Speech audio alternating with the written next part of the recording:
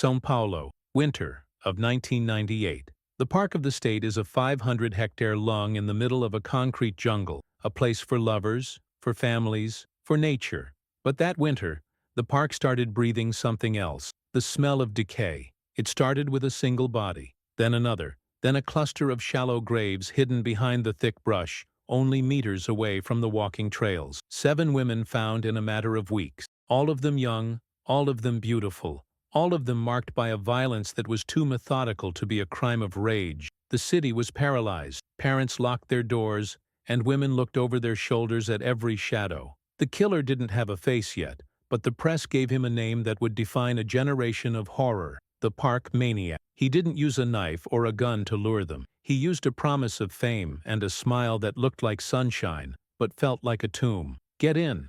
Close the door tight. We're going back to the late 90s, an era of pagers, skateboards, and a deceptive sense of security. People think serial killers are a foreign invention, something from Hollywood or London. But Francisco de Assis Pereira proved that the boy next door could be a predator as apex as any wolf. He didn't lurk in the dark. He patrolled the parks in broad daylight, gliding on skates, looking for his next model. The meter is running. Let's head into the South Zone, where the trails lead to a place from which many never returned. Francisco de Assis Pereira wasn't a social outcast. He was a moto boy, one of the thousands who weave through São Paulo's traffic like blood through veins. He was charismatic, athletic, and an expert skater. He was a man who knew how to talk. The setting for his hunt was the Parque do Estado, a dense Atlantic forest reserve. His MO was a masterclass in manipulation. He would approach women in busy spots, like the Ibirapuera Park, posing as a talent scout for a big fashion magazine. "You have the look," he would say. "I need to take some test photos in a natural setting. There's a spot in the woods with the perfect light." In a city of 12 million people looking for a dream, he offered a shortcut. He wasn't just selling a photo shoot, he was selling an escape. But once they crossed the tree line and the sounds of the city faded, the light would change. The scout would disappear, and the hunter would take his place. He didn't just kill, he ritualized. He left his mark on the bodies and on the soul of the city. The park, once a sanctuary, became a cemetery with a view of the skyscrapers. He was the ghost on the bicycle. And while the police were looking for a monster, he was right there, skating among the crowds, choosing his next victim before the last one was even cold. The ritual was always the same. Once they were deep enough into the brush, where the roar of the Avenida Miguel Estefano was just a muffled hum, Francisco would change. The camera was a lie. There were no films, no magazine, no career. He used his physical strength, honed by years of skating and delivering packages, to overpower his victims. But he didn't just want to kill. He wanted to dominate. He would tie them up, abuse them, and strangulate them slowly.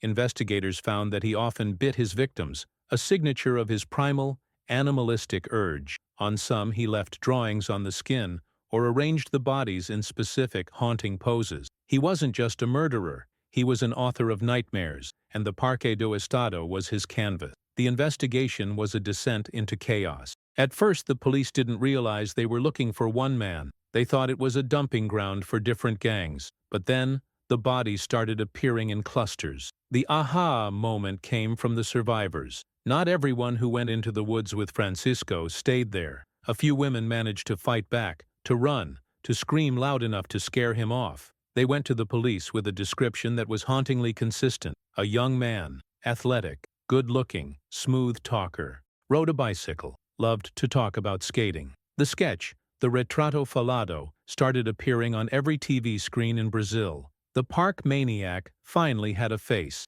and that face belonged to a motoboy who was still working, still skating, still watching the news and smiling at his own fame. There is a detail in this case that defies all logic. It's called hybristophilia, the sexual attraction to those who commit gruesome crime. After Francisco was captured in 1998, a bizarre phenomenon occurred. He didn't receive death threats in the mail. He received love letters, thousands of them. Women from all over Brazil sent him photos, poems, and marriage proposals. They visited him in prison, convinced that his sensitive eyes and broken childhood were something they could fix with their love. Even behind bars, the maniac of the park was still collecting models. He wasn't just a killer, He was a dark celebrity who knew exactly how to play the victim when the cameras were rolling. Experts who analyzed Francisco for years arrived at a chilling conclusion. He is a classic sadist with a personality disorder that science can't cure. Theory 1. The biological impulse. Some psychologists argue that for Francisco, killing was an addiction.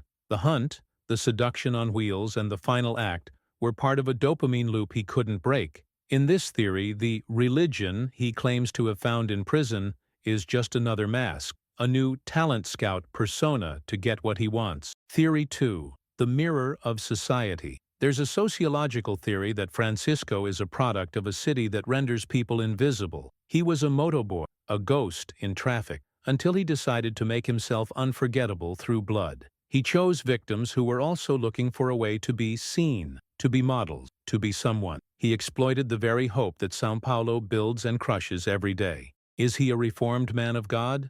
Or is he a wolf counting the days until the forest is his again?